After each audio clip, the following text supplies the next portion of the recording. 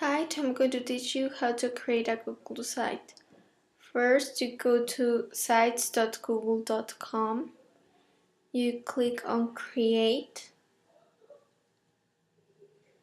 You select a template.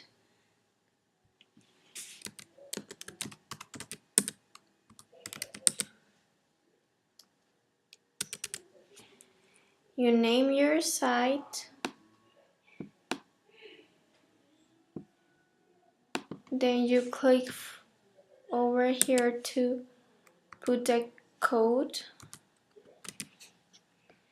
And you click on Create.